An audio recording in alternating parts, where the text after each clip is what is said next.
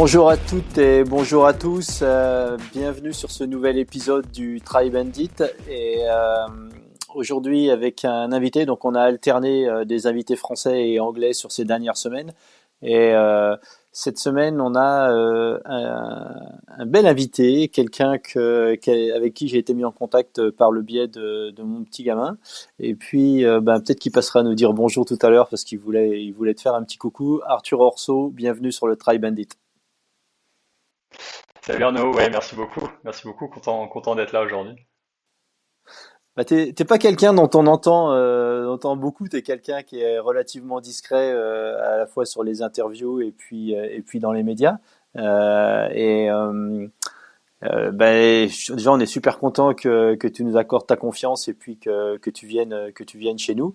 Et puis, ça va nous permettre de discuter un petit peu d'où t'en es dans ta saison, parce que ta saison, elle a failli commencer, mais ton début de saison est repoussé d'un petit peu. Déjà, comment tu vas? Parce que t'as pris la décision de pas aller en Afrique du Sud parce que tu étais un petit peu malade. Est-ce que tout ça s'est rentré dans l'ordre?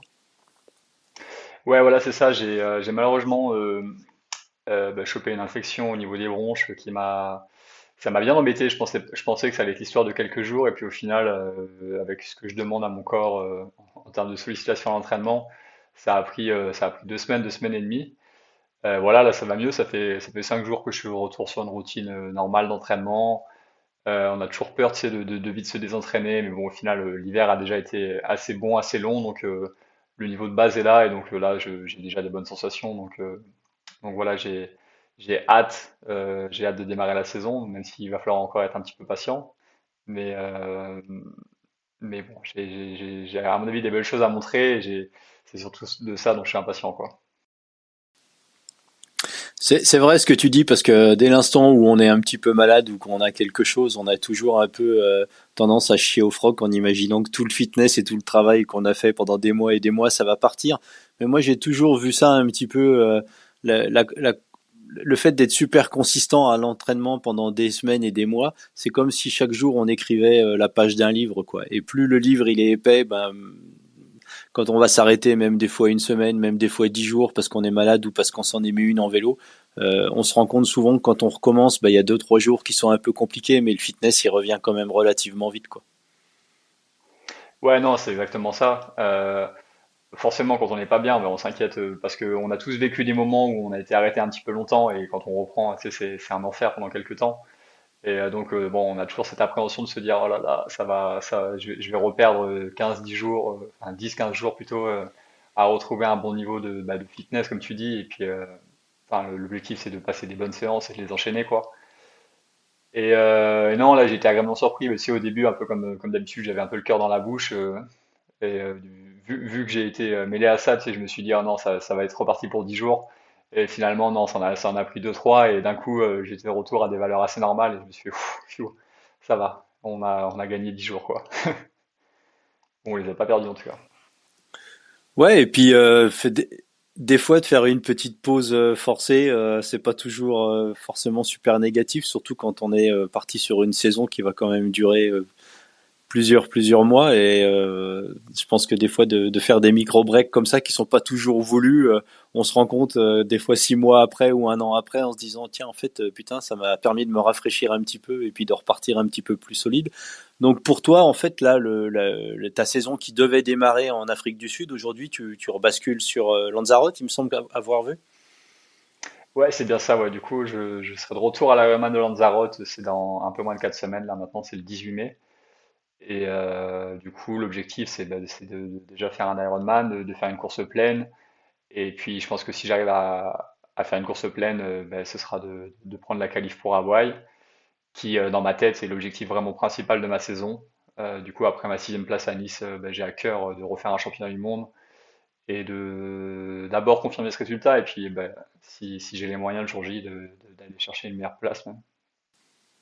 T'avais couru à Hawaï toi les années précédentes ou tu y es jamais allé encore? Non, non, jamais. Non, à Nice, c'était vraiment mes premiers championnats du monde Ironman. Au final, c'était quoi? C'était mon 4e Ironman. J'avais fait mon premier à Nice l'année passée. Et du coup, là, c'est la deuxième fois que je terminais la course. C'était mon troisième départ, mais malheureusement, seulement la deuxième fois que je l'ai terminé, quoi. Ça arrive même aux meilleurs, ça, tu sais. Ouais.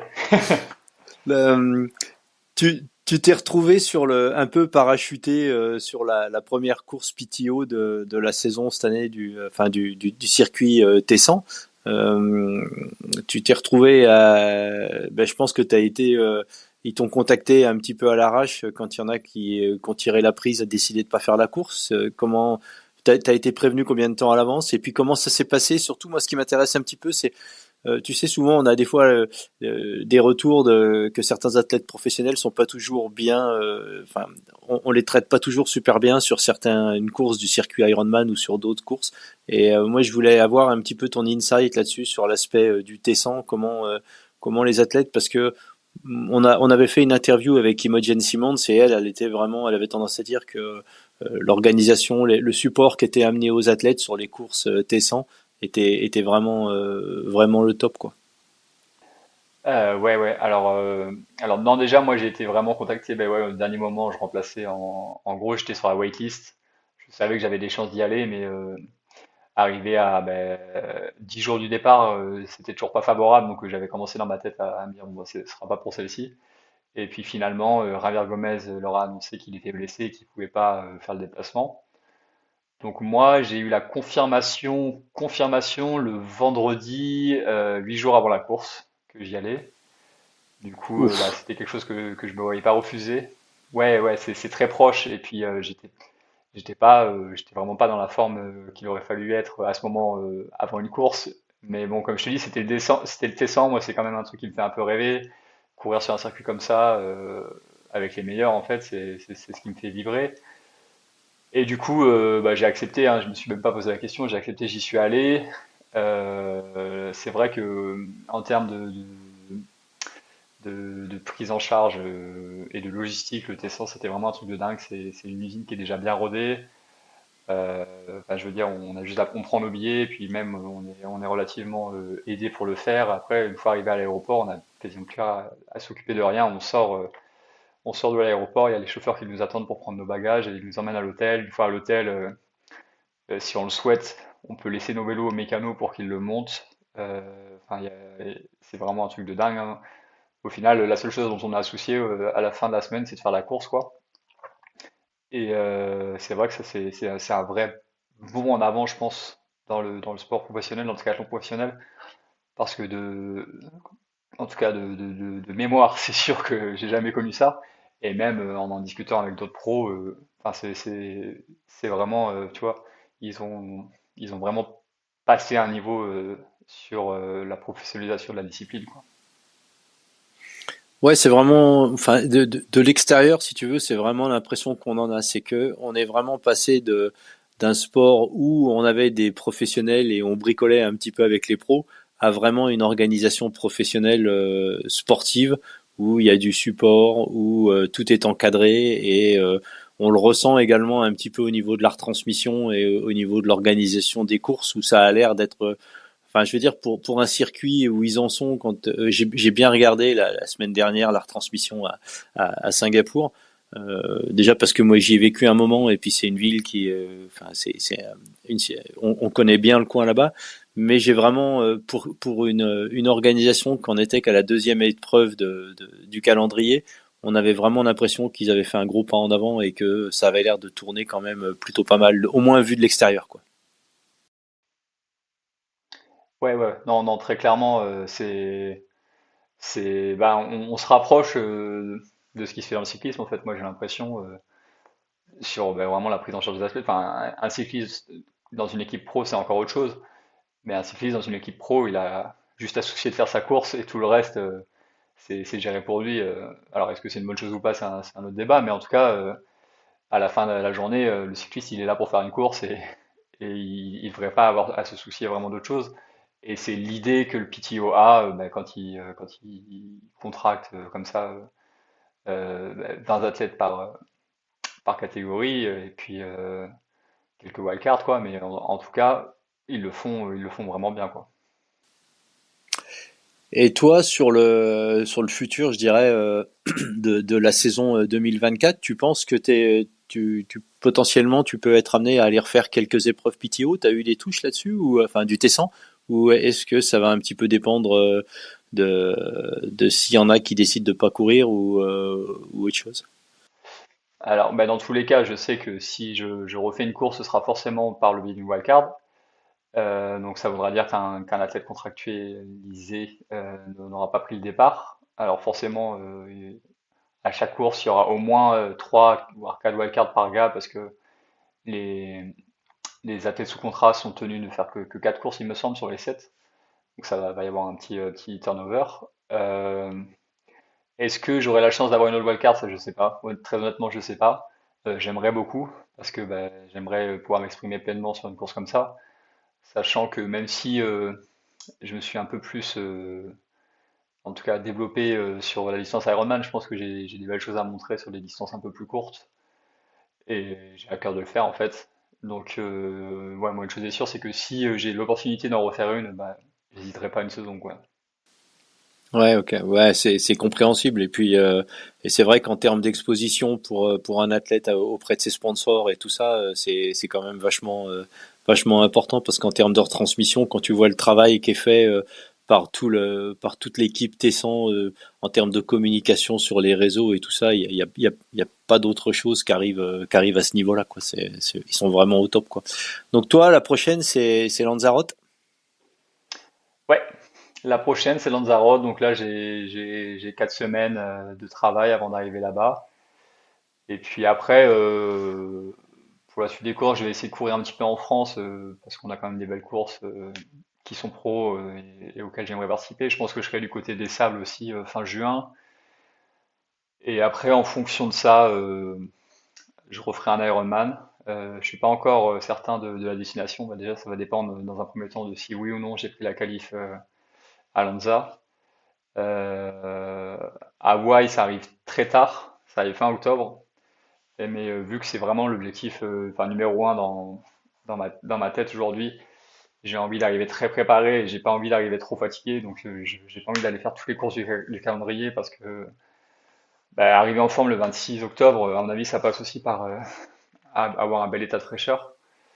Donc mis à part un autre Ironman l'été et un autre half distance quelque part après ou en tout cas pendant l'été, ce sera focus Hawaï et bien sûr si j'ai l'opportunité d'aller faire un PTO, comme je te l'ai dit tout à l'heure, je manquerai pas l'occasion quoi. Bah, surtout qu'Hawaï, c'est quand même une course où l'indice de fraîcheur, il joue de façon énorme et historiquement, si tu veux, quand tu regardes, enfin moi, ça fait quelques décennies que je traîne dans ce sport et c'est très rare d'avoir eu des athlètes qui ont fait une super performance à Embrun et qui ont fait une super performance à Hawaï dans la foulée. Et toi, l'année dernière, tu as quand même réussi à nous sortir deux courses complètement monumentales. Déjà, ta performance à Embrun, bah déjà chapeau parce que moi je t'ai dit quand j'ai commencé ce sport dans le début des années 90, quand les gens s'approchaient de 10h30 sur Embrun, on commençait à parler déjà de grosses performances. Toi, tu as quand même été 9h14 l'année dernière, tu as complètement atomisé le record de Léon qui était déjà une performance astronomique. Et, euh, et derrière, Nice qui était relativement tôt en fait, parce que c'était quoi? C'était juste 3 semaines après Embrun, c'est ça?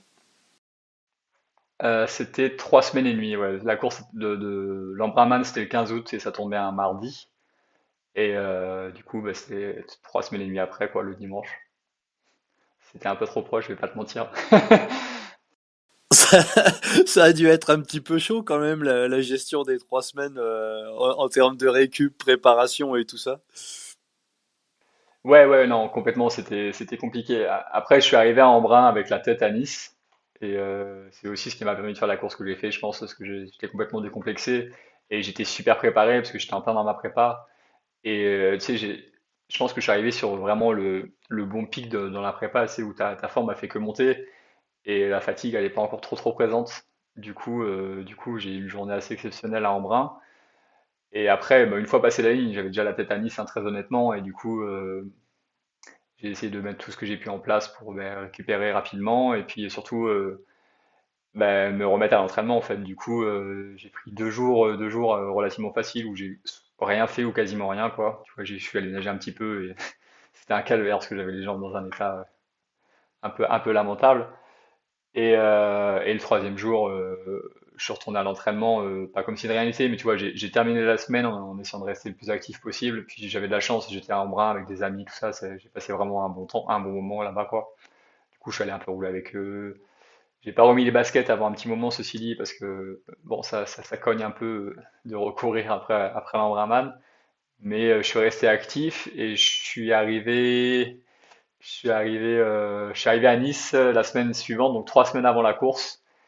Et à partir de ce moment-là, bah, j'étais vraiment focus sur la course et j'ai repris la prépa plein fer pour l'Ironman de Nice, quoi. Ouais, parce que c'est toujours un truc qui est vachement compliqué à gérer, si tu veux, la transition entre deux Ironman. Déjà, deux Ironman simples, mais en plus, quand tu rajoutes Embrun dans l'équation, et surtout parce que on parle souvent du vélo à Embrun, mais oui, c'est plus long, c'est plus dur, mais on récupère toujours plus facilement d'une grosse sortie vélo que d'un marathon comme à Embrun, quoi, parce que la partie quand tu redescends sur la rivière derrière, après t'être tapé la grosse bosse en ville, et tu l'as fait quand même 3 fois la bosse. Je veux dire, moi, à chaque fois que je l'ai fait, on la rôde pendant un moment, quoi. Et c'est vrai que c'est souvent une course en plus où il fait chaud. T'avais eu quelles conditions, toi, cette année à Embrun, là, c'était parce que en août, j'ai pas souvenir qu'il ait fait bien frais en France, là. Non, non, il a pas fait bien frais. Non, non, il a fait chaud, hein, il a fait chaud. Je crois qu'il faisait, je vais pas dire de grosses bêtises, mais 32 degrés quand même, hein. C'était une belle journée. C'était une belle journée. Après, on a quand même un peu, enfin, il y a quand même des ravitaux assez souvent. Et puis, j'ai souvenir d'avoir réussi à rester un peu mouillé tout le long de la course. Donc, je pense que tous les 2 km au ravito, tu sais, sans prendre mon temps, hein, mais en tout cas, je faisais vraiment en sorte de rester le plus mouillé possible pour que la course me laisse le moins de traces possible aussi derrière, quoi. Ouais, parce que l'idée, c'était, même avant de faire Embrun, tu savais que t'allais faire Nice dans tous les cas, quoi. Ah ouais, ouais, complètement. Non, non, complètement. L'idée, l'idée, elle était un peu farfelue, hein, mais c'était d'aller à Embrun, de me régaler parce que bah, j'avais vraiment envie de faire la course. Ça faisait partie de mes objectifs de début de saison, c'était de faire Lanza, Embrun, puis les Mondes. Même si déjà sur le papier, hein, c'était un peu farfelu, mais j'avais tellement à cœur de le faire. Enfin, en vrai, j'ai passé un séjour exceptionnel à Embrun. Il y avait plein de monde, j'ai retrouvé plein d'amis. J'ai eu une journée de dingue, bah, déjà physiquement, mais aussi au niveau enfin, des encouragements. J'ai eu toute la journée des encouragements du début à la fin. Enfin, ça donne quand même un peu des ailes. Et puis, euh, et puis comme je te dis, avant tout, j'étais dans une bonne journée, donc c'est pareil. Je pense que passer l'Embraman quand on est dans une bonne journée, bah, ça laisse moins de traces que quand on porte sa croix pendant 9h30, 10 heures d'effort, quoi. Donc, ouais, ouais, enfin, tout était très positif. Cette période de l'année a été super positive.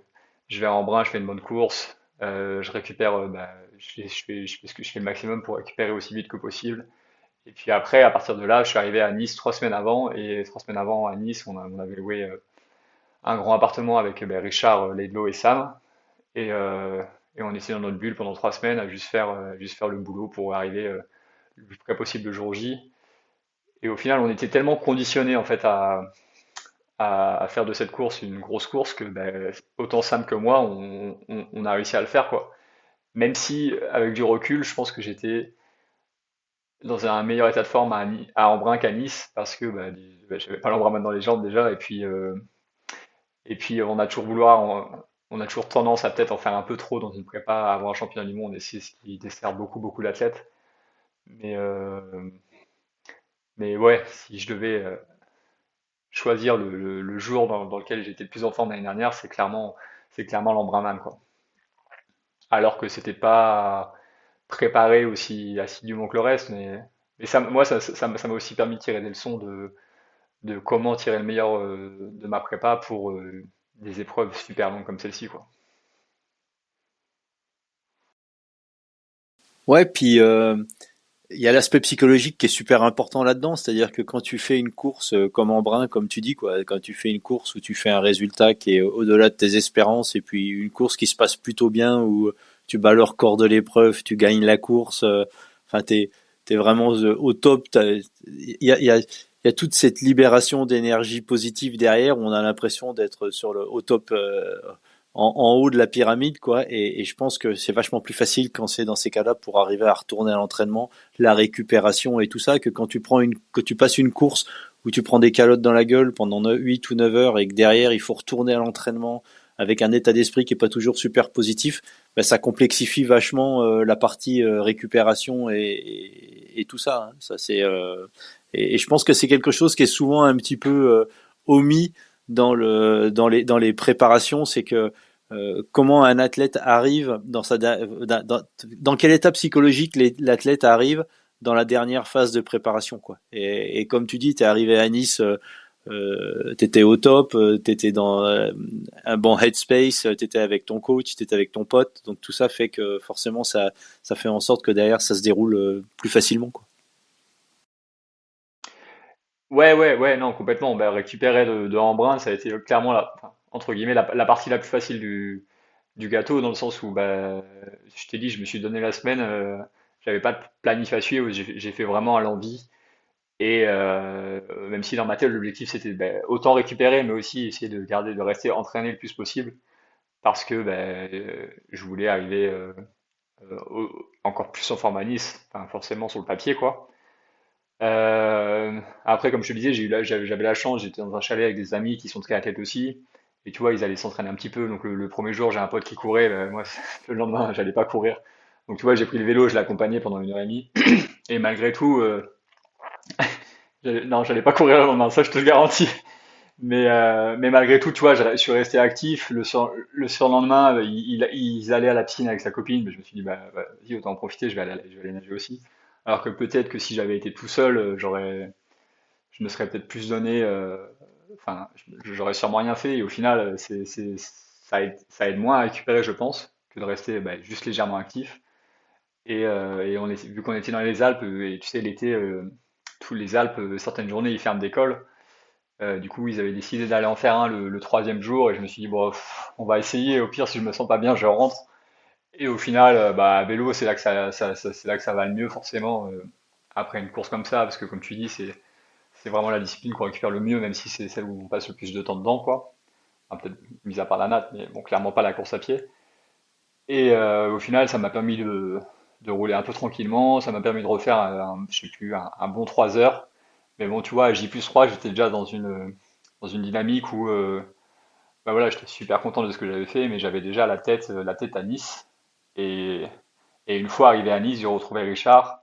1 ou 2 jours après, il y a Sam qui est arrivé, qui revenait de compète, qui revenait du PTO Singapour de l'an passé. Et, euh, et en fait, on était tellement dans notre bulle à faire le job comme jamais, parce que ben, on a une chance folle d'avoir Richard aussi avec nous, qui est complètement dévoué et qui lui met tout en place pour que, ben, comme je le disais un petit peu tout à l'heure avec le PTO, mais qu'on ait un petit peu que à penser à l'entraînement et que tout le reste, il fasse le maximum pour nous. Et c'est ce qu'il a super bien fait pendant 3 semaines. Et au final, on passait séance sur séance. Et j'étais encore fatigué forcément de cette course, mais on était tellement conditionnés tous les deux à se dire ben, on va faire une bonne course, on va réussir, on est dans la même galère quoi que bah, ça a pas manqué le jour J, même si moi pourtant je me suis pas mis dans les meilleures dispositions pendant la natation où je sors super loin et mentalement c'est dur, je crois que je sors à 5 minutes 30, je crois que je suis avec les 5 derniers quoi, on est 36e, enfin je suis 36e et encore je dois sortir du parc 40e. Et du coup, bah, à partir de ce moment-là, je sais que les dynamiques de course, je peux oublier et que ça va être une longue, longue journée et que bah, je vais devoir la gérer plus ou moins tout seul, que je risque de pas trop avoir d'alliés parce que bah, les bons rouleurs, ils sont déjà bien, bien loin devant.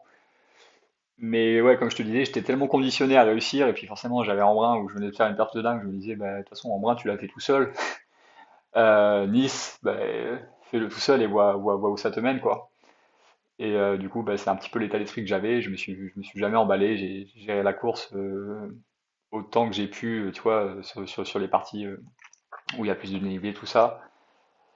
Et j'arrive en posant le vélo, je suis encore un peu loin, hein, je suis toujours un peu hors game, je suis 15e de la course.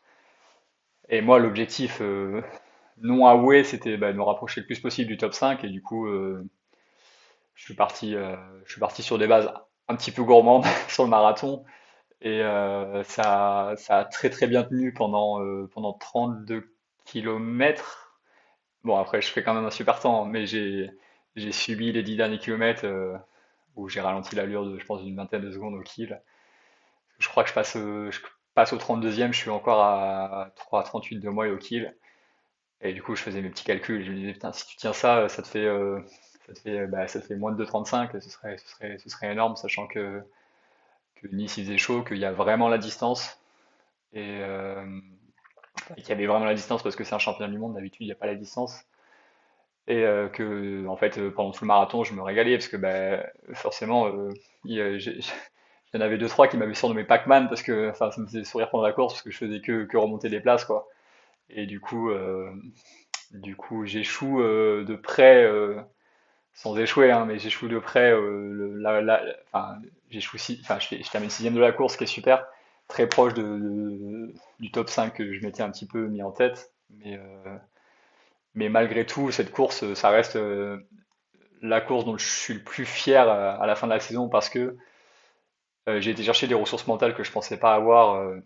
Enfin, j'ai jamais abandonné en fait et au final ça a été très payant alors que peut-être 1 ou 2 ans en arrière en sortant à 5 minutes 30 de la course tu sais, je me serais dit mais, mais qu'est-ce que tu es en train de faire Arthur. Enfin, t'as foiré ta course alors que j'avais pas foiré la course, j'avais juste foiré la natte quoi.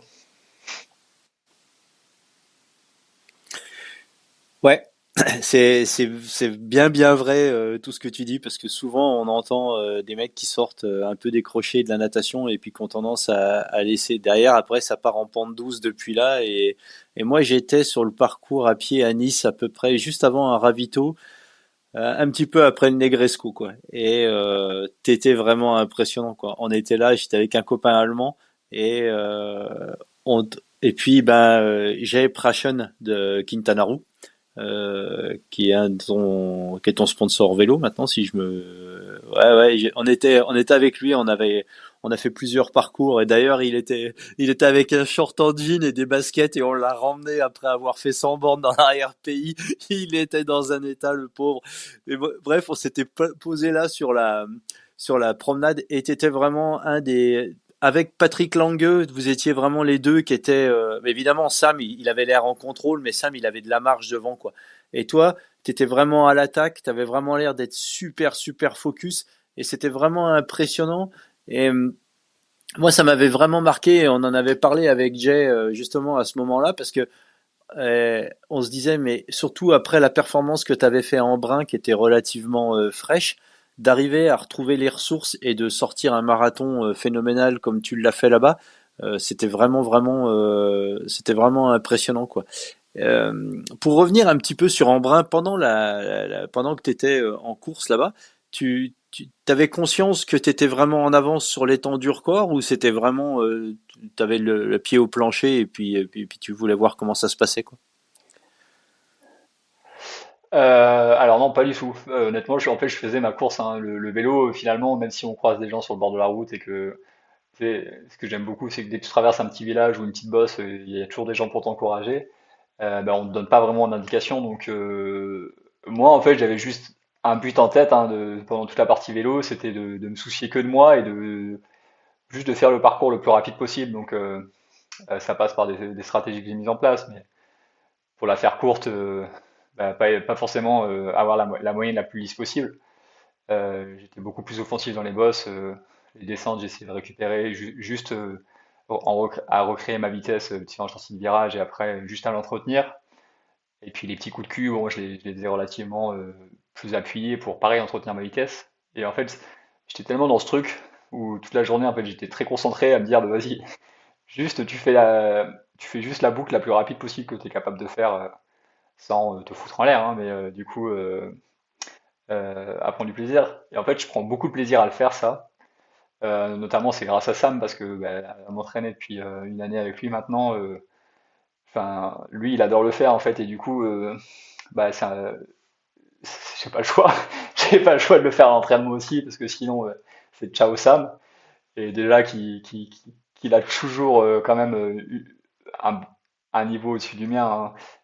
Si je suis pas bah, très concentré les moments où il faut l'être, bah, encore une fois, c'est ciao Sam et, euh, et on s'entraîne ensemble. Du coup, enfin, il y a un bon esprit quand on s'entraîne ensemble, mais tu sais, j'ai toujours ce truc à me dire, vas-y, j'ai pas envie de le faire, j'ai pas envie qu'ils m'attendent, quoi. Et du coup, pendant cette journée, en fait, je me suis juste dit, bon, c'est une autre longue journée avec Sam où, admettons que tu sois pas très bien à vélo et que du coup, il faille que tu sois super concentré, ben, derrière, c'était la même chose. En fait, j'avais tellement l'habitude de le faire depuis un an que, en bras, ça a été ça, sauf que ben, il y avait pas Sam, hein. Enfin, il était dans ma tête. Et non, je me suis juste régalé à faire ça. Et c'est quand j'arrive dans le parc que j'entends que j'ai fait 5h30 à vélo. Et j'étais pas sûr du record du vélo avant, mais il me semblait bien que c'était 5h38. Mais pareil, encore une fois, j'en étais pas sûr. Je suis quand même un peu arrivé la fleur au fusil. Enfin, j'ai pas. Salut Lucas. J'ai pas regardé Salut. tous les résultats avant ça parce que j'arrivais dans une optique vraiment détendue quoi, très près mais très détendue. Et du coup, je commençais à faire des comptes dans ma tête en me disant bon, t'as pas nagé trop mal. J'avais dû nager en 49 quelque chose, le vélo en 5,30 et j'avais aucune idée de quel était le temps à faire à pied pour faire le record. Mais bon, je me disais que j'étais quand même bien embarqué. Et c'est seulement, je sais pas, à la fin du premier tour où j'avais un super collègue à moi là, qui m'a encouragé toute la course et qui était là à courir un petit peu à côté de moi à un moment et je lui demande, innocemment, mais je lui demande mais le record il a en combien? Et du coup il en savait rien. Et, euh, et moi, bon, je me dis tant pis, je continue mon truc. Et au deuxième tour, il commence à me dire bon, si tu maintiens cette allure, tu vas avoir un quart d'heure d'avance sur le record. Et du coup, j'en revenais pas trop, mais bon, c'est forcément resté dans un coin de ma tête toute la course. Et le marathon, je le gérais bien, entre guillemets, même si ça reste super dur parce que le parcours, il est très compliqué, comme tu l'expliquais un petit peu tout à l'heure. C'est plat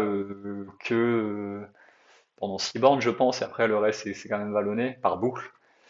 Et Enfin, vallonner, vallonner, t'es quand même gentil là, parce que la bosse qui monte en ville, c'est plus que du vallonnage.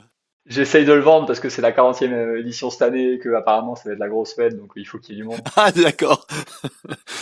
Ouais, donc le parcours vélo, c'est roulant, et puis le marathon est plat en fait. Voilà, à peu de choses près. À peu de choses près. À un isoar et deux trois bosses près, on est sur du plat, hein. Mais Ouais, ouais. Puis si tu descends suffisamment vite de l'Isoard, pas long, tu la montes sur l'élan, quoi. c'est exactement ça. Il faut réussir à traverser Briançon rapidement, mais après c'est tout bon quoi. Attends, Briançon, je dis peut-être des bêtises, non, tout ça pour dire, c'était dans un coin de ma tête, ça restait secondaire.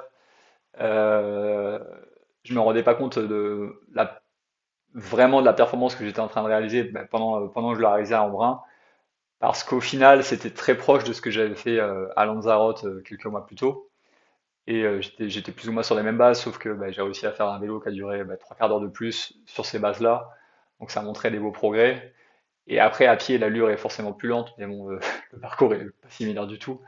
Donc, je crois que je fais quand même un marathon qui est pas trop mauvais hein, pour cette course. J'ai aucune idée de quel est le record, mais je dois être à quelques minutes, je pense, du record à pied. Mais dans tous les cas, non, performance super complète et le record, c'est juste du bonus, hein, c'est la cerise sur le gâteau. Forcément, ça fait plaisir. Puis, je l'ai bien battu, donc ça fait encore plus plaisir.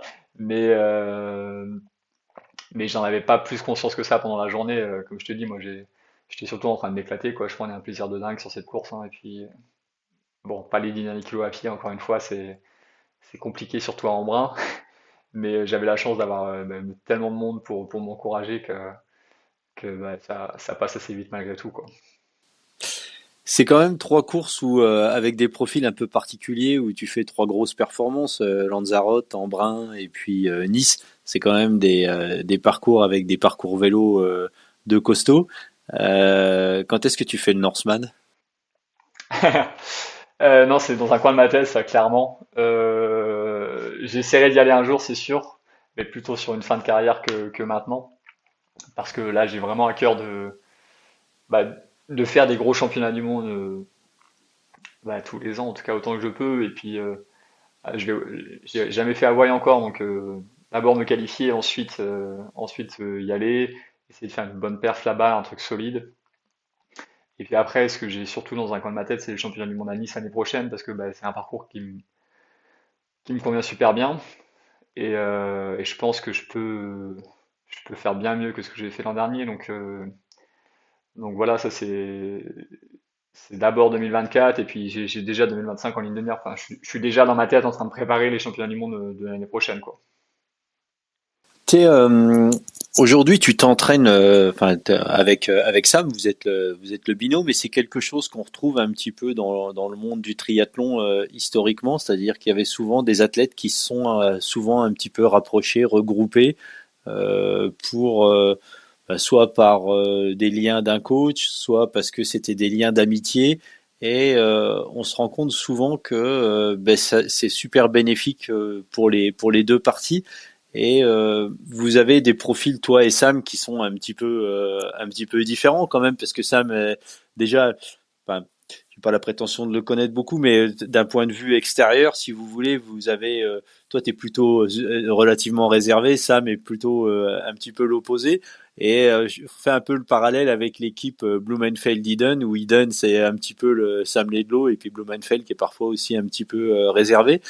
Est-ce que pour toi, ça t'a demandé beaucoup d'adaptation de venir rejoindre le team Ledlow et de t'entraîner avec eux? Et est-ce qu'il t'a fallu longtemps pour arriver à te rendre compte que t'en tirais des bénéfices au quotidien, à la fois en termes d'entraînement, à la fois en termes de ben, c'est vrai que quand on va faire des séances qui sont un petit peu plus difficiles et puis qu'on est avec quelqu'un avec qui on s'entend bien, on est dans un bon état d'esprit et ça rend un petit peu des fois l'entraînement un petit peu plus facile.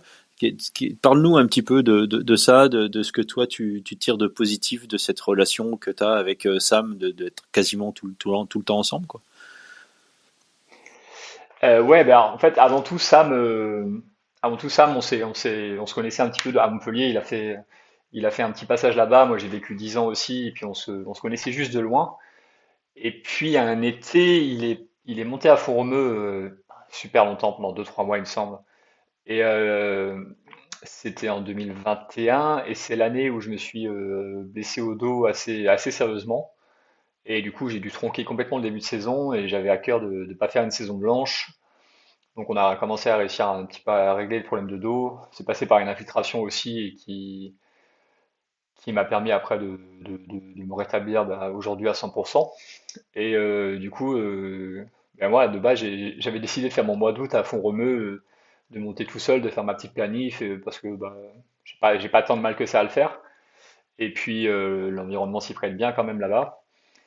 Et au final, Sam était là-haut. Il m'avait déjà envoyé un message au début de l'été en me disant bah, si jamais tu montes, tu me dis, tu fais coucou, on fera quelques séances ensemble, quoi. Et du coup, bah, c'est ce que j'ai fait. Et au final, en fait, on s'est super bien entendu directement à s'entraîner ensemble. Tellement bien entendu que je me suis dit, bah, tu sais quoi, de base, je voulais faire un peu mon truc, m'adapter, mais j'adorais l'approche qu'ils avaient avec Richard qui était là de temps en temps. Je l'ai pas vu au début. Il montait quelques fois sur les séances un peu clés pour accompagner ça, mais bon, par la force des choses, nous accompagner tous les deux. Et au final, bah, tu vois, sortie après sortie, on a fait pas mal d'heures par semaine à vélo. Je pense qu'on était aux alentours des 18-20 heures. Du coup, on a eu pas mal de temps de discuter. Et puis, Sam me partageait un petit peu la vision qu'il avait de l'entraînement, tout ça. Et c'est quelque chose dans lequel bah, tu vois, j'ai beaucoup adhéré dès le début.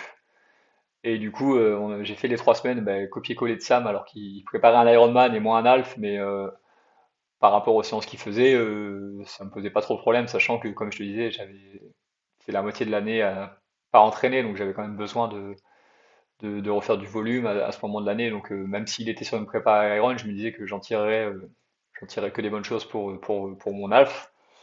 Et du coup bah, ça a très bien marché, ça a très bien matché déjà entre nous deux, entre nous trois et Richard qui était là. Et moi, je suis redescendu à Montpellier 2 semaines avant le 70.3 d'Aix que j'ai remporté du coup cette année-là. J'étais dans une super forme. J'avais tiré à la fois, je pense, les bénéfices du stage en altitude et d'une prépa qui, peut-être pour la première fois, me convenait vraiment. Et du coup, peu de temps après, au début d'année 2022, je suis revenu voir Sam ici à Amélie, où je réside aujourd'hui, à Amélie-les-Bains, au-dessus de Perpignan. Et pareil, j'étais pas encore coaché par Richard, mais c'était juste pour changer d'air et parce que j'avais pris beaucoup de plaisir à m'entraîner avec lui l'été d'avant. Et puis voilà, on a fait 2 semaines ensemble ici à Amélie. Et puis je pense qu'à la fin de la première semaine, j'ai demandé à Richard s'il voulait bien qu'on discute. Et, euh, et du coup, à ce moment-là, je lui ai demandé s'il était partant pour m'entraîner. Et lui, directement, il a été séduit par le projet. Ça s'est très bien passé. Il a été super arrangeant pour moi aussi. Et donc, à partir de là, on s'entraînait. Richard m'entraînait, mais à distance. C'est lui qui m'a préparé du coup pour mon premier Ironman l'année passée à Nice. Et, euh, et voilà, et puis moi, ponctuellement, je revenais faire des petits stages comme beaucoup font, enfin faisaient en tout cas à Amélie chez les Leglo dans leur gîte en fait. Et, euh, et à chaque fois que je venais faire un stage, je sentais direct que j'en tirais un bénéfice de dingue parce que tout est fait pour qu'encore une fois, on n'ait qu'à performer.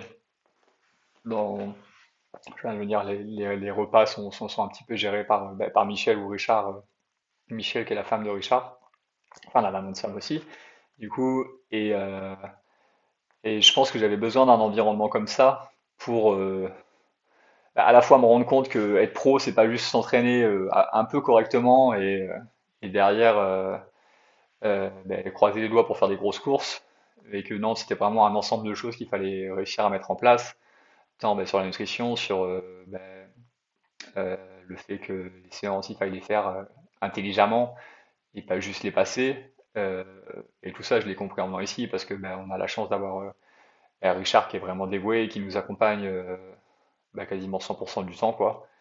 Que ce soit en course à pied, quand on va faire des runs de 2h30, on n'est pas juste là avec notre flasque. Non, on a de la chance, on a Richard qui est là, il a nos bidons, il a toute la nutrition, et c'est vraiment super important pour récupérer vite et être capable de se rentraîner le lendemain.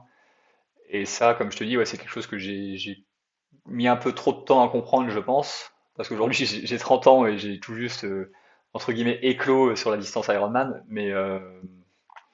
mais c'est aussi ce qui m'a motivé à tout quitter, entre guillemets, pour venir habiter ici à Amélie. Bon, c'est super, hein, moi j'adore pour m'entraîner, mais c'est un petit coin un peu paumé quand même, dans une des vallées qui remonte dans les Pyrénées. Et, euh, et au début, j'ai passé quelques mois dans le gîte comme je faisais avant de aujourd'hui louer ma petite maison et aussi développer ma vie de mon côté. Mais en fait, ce que j'ai fait l'an dernier, c'est que je me suis dit, euh, sans me donner ma dernière chance, mais je me suis dit, c'est une des dernières que tu te donnes pour vraiment être performant au plus haut niveau. Et donc, j'ai mis entre guillemets all-in sur ce projet. J'ai quitté Montpellier, j'ai quitté 10 ans de vie là-bas. J'ai quitté entre guillemets des amis, hein. C'est pas si loin Montpellier, mais t'es plus avec eux au quotidien. Et pour me consacrer vraiment à 100% à ce projet et à ne plus rien négliger sur les entraînements, sur la nutrie, sur la récup, sur tout ce que j'étais capable de mettre en place pour arriver le jour J le plus performant possible, quoi. Et voilà, aucun regret absolument là-dessus.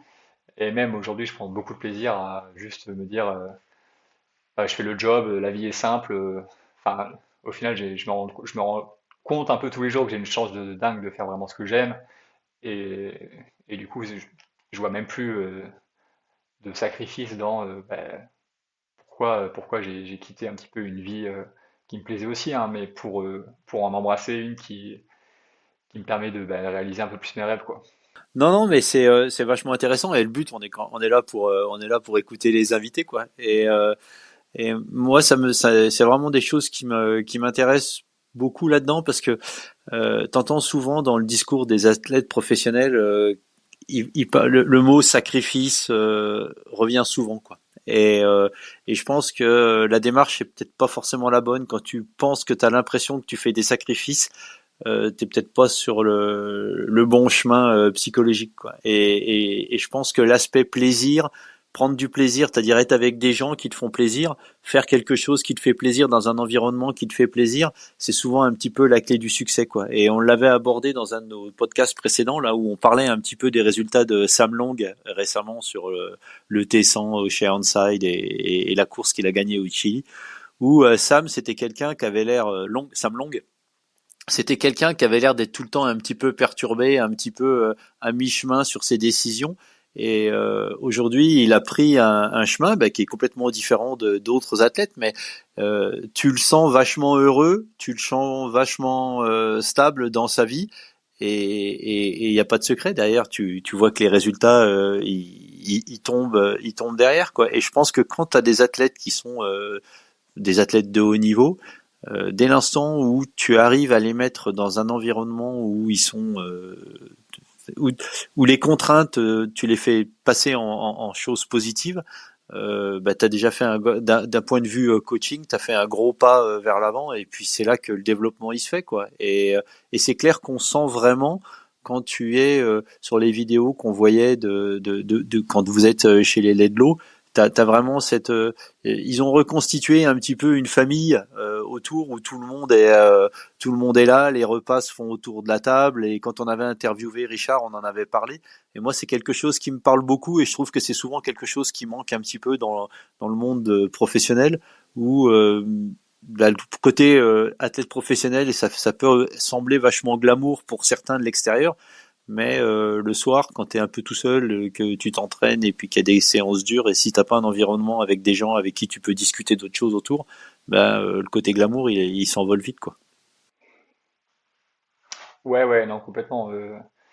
Bah, je suis aussi passé par là. Moi, quand j'étais à Montpellier, par exemple, j'ai longtemps habité tout seul, ou alors en coloc, ou avec ma chérie à l'époque. Mais c'est vrai que la dimension famille qui m'a été donnée quand ben, j'étais avec eux dans le gîte l'an dernier, je pense qu'elle m'a apporté beaucoup plus qu'on pourrait le croire, dans le sens où je me sentais bien en fait, je me sentais à ma place, j'étais heureux de faire ce que je faisais en fait, avant même d'avoir les résultats que j'ai eu l'an passé quoi. Et même j'ai souvenir euh, à Grande Canaria l'an passé, du coup c'est la première compète que j'ai fait l'année passée. Je termine que septième entre guillemets parce que en vrai j'avais réalisé certainement la meilleure performance brute en termes de chiffres sur une distance Alpha Ironman. Mais parce que il y avait une densité folle, en faisant septième, j'étais seulement à 4 minutes de la gagne que Samuel avait eu, et que du coup devant moi c'était très dense. Et déjà je sors à 2,30 de l'eau, donc bon tu te mets une bonne épine dans le pied encore une fois, mais après pareil j'ai quand même des petites erreurs que je fais et qui me coûtent un peu cher. Mais ce sentiment en passant la ligne d'arrivée d'avoir donné tout ce que mon corps était capable de donner, j'avais le sentiment que c'est la première fois que ça m'arrivait, et une des discussions qu'on a avec Richard juste après, euh, c'est, je sais plus exactement ce que c'est, mais ce que je lui dis, c'est bon, on change rien, on est vraiment sur la bonne voie, on change rien quoi. Mais dans l'euphorie de passer la ligne, hein, on discute de ça, et puis ça n'a pas manqué parce que Grande Canaria c'était 3 semaines avant Lanza, et à Lanza je fais la course, je pense, par rapport à ce que je faisais à l'entraînement, qui est clairement la plus extraordinaire que j'ai jamais réalisée.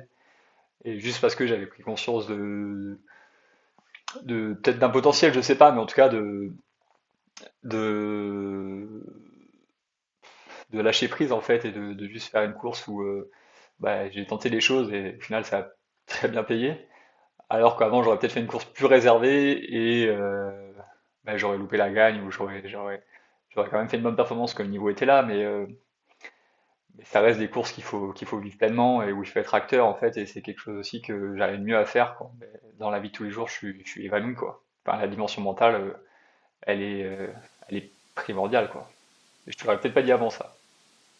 Ouais, puis faut jamais perdre de vue. Moi, c'est ce que je dis souvent à mon gamin ou aux athlètes que je coach. Faut jamais perdre de vue on a un shot à avoir une vie, quoi. Donc, il y a un moment, faut quand même arriver à prendre un minimum de plaisir dans ce qu'on fait, parce que arriver à mettre du pain sur la table et s'acheter une maison, c'est bien, mais prendre du plaisir, c'est quand même la clé, quoi. Et c'est quelque chose que tu retrouves dans tous les domaines de la vie, quoi. Que ce soit professionnel, que ce soit sportif, que ce soit amical, quand tu prends du plaisir à être avec des gens ou à faire quelque chose, mais derrière on a vachement tendance à s'épanouir, quoi. Et je pense que c'est une dimension qui est pas souvent suffisamment creusée dans le monde sportif, où on a encore un petit peu cette culture parfois, tu sais, qu'il faut que ce soit dur pour que ce soit efficace.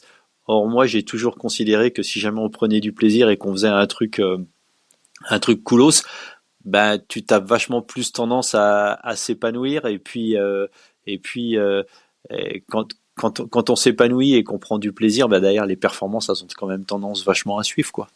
Et il y avait un truc dont je voulais parler, parce que t'es pas reconnu comme étant le meilleur nageur du circuit, euh, et malgré tout aujourd'hui on voit des mecs qui sont pas forcément des nageurs exceptionnels, qui arrivent à se battre régulièrement devant, et pas forcément que sur des courses super plates.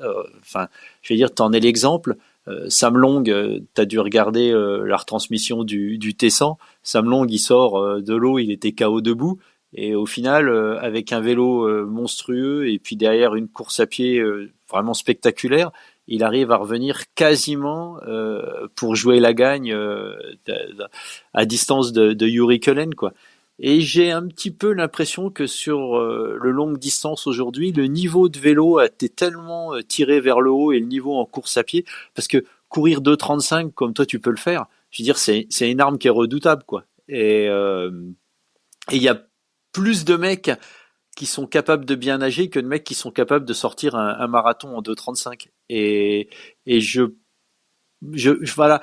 pense que notre sport est légèrement en train d'évoluer, où l'aspect natation, même s'il reste super important, et évidemment minimiser les dégâts dans l'eau, ça reste primordial. Mais quand on a une arme en vélo, comme toi tu peux l'avoir sur des parcours roulants, ou comme Sam là sur tous les parcours, ou comme Sam Long là, et puis d'avoir une course à pied comme aujourd'hui vous les mecs vous arrivez à courir, j'ai l'impression que vous avez tourné un peu les tables et que l'importance des super nageurs est un petit peu moindre. Je sais pas ce que t'en penses. Euh, alors, je pense qu'il y a quand même des parcours qui vont malgré tout avantager des bonnes natations par l'effet provoqué par les pseudo-dynamiques de course, mais malgré tout, sur Ironman, la distance du drafting c'est 12 mètres, 12 mètres quand c'est respecté, et il y a un gain assez phénoménal. Si tu es le cinquième gars à 12 mètres, tu mets, je sais pas, c'est assez absurde, hein, mais tu mets potentiellement 40 watts de moins que le mec qui est devant tout seul à prendre le vent. Donc, soit tu es vraiment un gros monstre à vélo comme Sam Long l'est, et du coup, enfin, moi je trouve ça super impressionnant la saison qu'il est en train de réaliser. Enfin, vraiment, je lui tiens mon chapeau parce que tant sur le plan physique c'est fort, mais surtout sur le plan mental, sortir à 4 minutes quasiment d'un PTO et réussir à terminer deuxième, je pense que ça demande des ressources, enfin, vraiment très solides, quoi. Enfin, une capacité à croire en soi de dingue, quoi. Et, euh, et du coup, bah, forcément, les gars qui ont un peu mon profil à pas être capables de sortir devant, ils sont contraints de les avoir, ces ressources. Contraints, encore une fois, j'emploie des guillemets pour le dire parce que c'est une ressource de dingue sur des disciplines dures comme les nôtres. Mais on est aussi un petit peu forcé de trouver d'autres solutions pour performer parce qu'on on est tous animés par la soif d'aller chercher des victoires. Et ouais, non, c'est peut-être moins rédhibitoire que ça l'a été parce que le niveau il est devenu fou et que du coup ça contraint beaucoup plus de gens à prendre des risques et du coup il y a aussi des belles explosions parce que bah, quand des gars comme Sam Laidlaw qui sont capables de tout faire devant le font et qu'ils vont au bout des choses, ça contraint tout le monde à rouler un peu plus fort, à essayer enfin, d'augmenter leur niveau. Et beaucoup n'ont pas la capacité de l'assumer derrière, et ouais, c'est là que, que moi, je suis pas malheureux, hein, parce que ben, autant si ça nageait moins vite, je serais pas malheureux non plus. Mais autant là, ça veut dire que si j'ai la résilience d'aller au bout du bout de l'épreuve et au bout de moi-même, de ce que je suis capable de donner, je sais que sur un Ironman, ben, dans les 10 derniers kilos, sur une course qui est super dense, potentiellement, ouais, je peux prendre 5 places, quoi. Je peux les remonter les 5 places, quoi. Et du coup, c'est ce que fait super bien ben, Patrick Langueux depuis quelques années. Ces deux victoires à Hawaï, peut-être pas la deuxième, mais en tout cas la première. C'est un coup du chapeau parce qu'il fait un marathon vraiment plus rapide que les autres alors qu'il pose un petit peu loin et c'est vraiment le gars qu'on regarde pas. Et donc ouais non, tout ça pour dire que ouais non, clairement la densité et le niveau sur Ironman elle devient folle. Mais bon c'est super excitant, ça veut dire que qu'on est en train enfin on est entré dans une nouvelle ère je pense. Il y a qu'à voir les temps, les chronos à Hawaï il y a 2 ans, ils sont 8 à battre le record je crois. Et c'est pas anodin quoi. Non, non, je suis juste conscient que le niveau est fou et je suis conscient des choses qu'il faut faire pour être un acteur du game et du coup j'ai la chance d'être dans l'environnement qui est propice à ça quoi. Que ce soit Richard ou Sam ou moi, on est vraiment, ben, en tout cas on essaye d'être à la pointe de l'actu et on essaie de faire ce qu'il y a de mieux à l'entraînement ben, pour nous en tant qu'athlètes et on met en place pas mal de ressources ben, pour comprendre. Qu'est-ce qui fait qu'on est limité physiquement pour réaliser telle ou telle performance et, euh, et vu qu'on se met pas de barrière en fait derrière bah, ça coule pas de source hein, parce que c'est des litres de sueur qui font qu'on arrive à courir potentiellement 2,35 sur marathon mais je me ferme la barrière à rien et je pense qu'on va vivre très prochainement quelqu'un qui va courir 2,30 enfin qui va casser les 2,30 sur marathon. Patrick s'en rapproche dangereusement et puis il y a pas mal d'autres athlètes qui ont le potentiel de le faire je pense aujourd'hui quoi. Bah justement, c'était un sujet que je voulais aborder. Je voulais te poser la question de savoir, d'après toi, quand est-ce qu'on allait voir quelqu'un passer sous les 2,30. Mais on se rend compte qu'aujourd'hui, sur Ironman et sur des courses comme Hawaï, le profil du super coureur à pied, ça reste quand même toujours un super joker sur cette course parce que quand tu regardes à la fois sur les courses hommes et sur les courses femmes, des David McNamee qui sont ni des super nageurs ni des rouleurs exceptionnels. Il a quand même fait 2 fois sur le podium dernièrement. Là, il était encore quatrième au PTO à Singapour. Euh, Dès l'instant où tu as une arme d'un marathon où tu vas pouvoir courir, et on parlait il y a quelques années encore, on disait que quand tu t'approchais de 2,40 à Hawaï, globalement, tu étais sûr de pouvoir finir sur le podium. Aujourd'hui, je pense que on a peut-être pas loin de 6 ou 7 voire 8 athlètes qui sont capables de courir autour des 2,35 et un ou deux qui peut arriver à sortir un chrono en 2,32, 2,33 et et on est vraiment à l'ère de voir des performances parce que enfin des performances qui sont si tu veux, c'est hallucinant quelque part de te dire qu'après un parcours, après avoir nagé 3800 mètres dans le Pacifique et roulé 180 km comme des malades sur la Queen K, d'arriver à sortir un marathon dans les conditions d'Hawaï, dans des temps comme ça, c'est hallucinant. Moi, j'y suis allé un paquet de fois et j'ai pu croiser 2 fois Patrick Langueux quand il était sur le retour. Et la vitesse de déplacement des athlètes, enfin, si tu veux, pour le kidam de base ou le commun des mortels, ça dépasse l'entendement parce que les conditions du marathon à Hawaï sont quand même des conditions qui sont relativement difficiles, quoi. Et c'est vraiment, c'est un petit peu ce qui fait, je pense aussi, la spécificité et la particularité et qui crée tout le charme de cette course et la raison pour laquelle les gens veulent y retourner année après année parce que c'est une course qui est tellement dure et qui est tellement particulière et qui est tellement chargée d'histoire que d'arriver à sortir un gros marathon là-bas, moi enfin, le but n'est pas de parler de moi, mais moi j'ai toujours calé sur le marathon à Hawaï et j'y suis toujours retourné et j'ai toujours repris une taloche. Mais c'est vrai que je pense que quand on parle avec les gens, que ce soit à la fois des pros ou que ce soit à la fois des groupes d'âge, arriver à finir la course d'Hawaï en ayant un marathon qui soit propre, c'est t'as quasiment touché le Saint Graal, quoi. Hmm. Ouais, ouais, ça je l'entends bien. Mais oui, non, comme tu dis, en fait, faire un gros marathon à Hawaï, c'est quand même la garantie d'avoir un très bon résultat. Je pense qu'il faudrait faire ou demander à Tree Rating de faire une analyse, mais À mon avis, il n'y a pas un chrono sous les deux, je pense même 43, 44 à Hawaï, qui ne te permet pas d'être au moins dans le top 8, enfin, finaliste d'une grande épreuve internationale, quoi. Enfin, c'est garanti, même en posant le vélo à 20 minutes, si tu cours de moins de 2,44, à mon avis, tu rentres dans le top 8 parce que bah, les conditions sont tellement dures que soit tu es en grande forme, soit tu exploses. En fait, j'ai l'impression qu'il n'y a pas d'entre-deux vraiment possible à Hawaï, quoi. Ouais, ça se finit souvent comme ça en fait. Hein. Ça se finit souvent des petits. Il y a souvent un gros péto qui se forme avec des mecs qui sont un peu à la ramasse sur la fin. Et, euh, et c'est vrai que quand tu arrives à maintenir la vitesse, surtout dans les 10-15 derniers kilomètres, parce que l'histoire elle est jonchée d'explosions mémorables à la sortie de l'Energy Lab sur les 10 derniers kilomètres qui retournent là-bas. Et c'est vrai que moi, je garde à l'esprit les images de Sam quand il sort d'Energy Lab il y a 2 ans, l'année dernière, pardon, quand il était avec les, il y avait quand comment Eden le rattrape, il était enfin, c'était exceptionnel quoi la qualité de sa course à pied qu'il avait réussi à sortir sur ce jour-là dans ces conditions-là et surtout c'est quelque chose enfin moi, ce qui me surprend presque le plus, si tu veux, c'est qu'aujourd'hui, on a un avènement de gros gabarits dans notre sport. Et on en a parlé dans différents podcasts, mais quand tu vois la taille des mecs aujourd'hui, des Ditlev, des Ledlow, des Sam Long, des Bakegaard, enfin toi, t'es pas non plus un petit gabarit, quoi.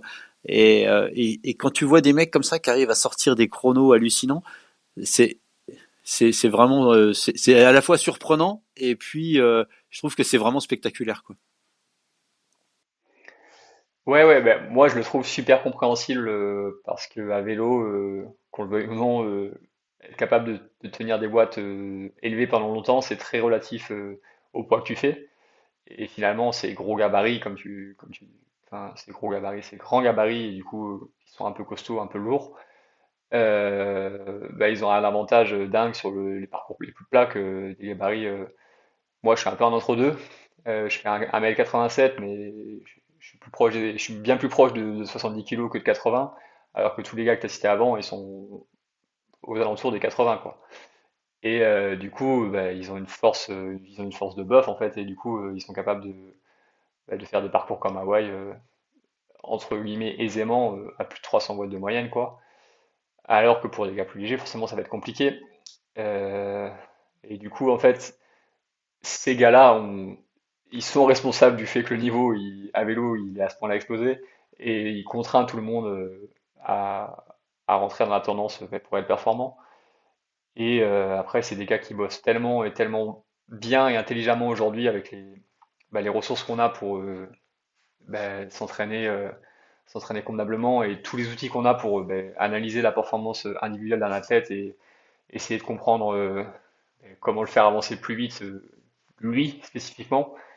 Et c'est ce que ces gars-là arrivent à faire. Et du coup, ils ont juste développé une qualité d'endurance de force qui est extraordinaire et qui leur permet de courir malgré tout à des vitesses super élevées. Enfin, je veux dire, Sam, il court de 41 à Nice l'an dernier, c'est pas dégueu du tout. Et, et, et de tous ces gros gabarits, c'est le plus rapide à pied sur cette course-là, quoi. Et moi, pour m'entraîner avec lui tous les jours, hein, je le vois à pied. Sur les séances qu'on fait ensemble, il n'a pas grand-chose à m'envier et vice-versa, quoi. Donc, je suis pas surpris, c'est juste que ça fait tellement d'années que lui, ou alors ses compères, hein, travaillent spécifiquement dans le but de réussir à courir une allure clé aux alentours des 3,50 au kill après un vélo dur, que forcément, au bout d'un moment, ça se fait, quoi. Le faire à Hawaï, c'est autre chose, comme tu le disais, par rapport aux conditions et par rapport au fait que le parcours, il est pas plat du tout non plus. Mais le poids des années à bosser intelligemment fait que aujourd'hui, les performances, elles sont ce qu'elles sont. Et, et je pense on peut aussi remercier les Norvégiens pour ça, quoi. Un petit peu comme les Brownies l'ont fait. Écoute, Je veux pas te retenir trop longtemps. Ça fait déjà un peu plus d'une heure qu'on est là, mais j'ai vraiment beaucoup apprécié. C'était vraiment un petit peu le but de cette interview. C'était pas forcément. On aime pas vraiment. J'ai pas mon compère qui est là parce qu'il est en stage actuellement. Il organise un stage en Espagne et il avait prévu d'être là, mais comme on a changé un petit peu les plans ces derniers temps. Mais c'est vrai qu'on aime bien avoir des interviews qui se déroulent plus comme une discussion avec les sujets qui nous passent un petit peu par la tête. En tout cas, écoute, on te remercie vraiment beaucoup de ton temps. On apprécie beaucoup ce que tu fais, l'image que tu véhicules au niveau du sport et pour nous qui sommes dans ce sport depuis longtemps, d'avoir des beaux athlètes comme toi, comme Sam, ça représente beaucoup et puis ça représente encore beaucoup plus pour les minots comme nos gamins. Et continuez le boulot que vous faites, les mecs, vous nous faites rêver et on apprécie énormément ce que vous faites pour ce sport et puis pour la génération.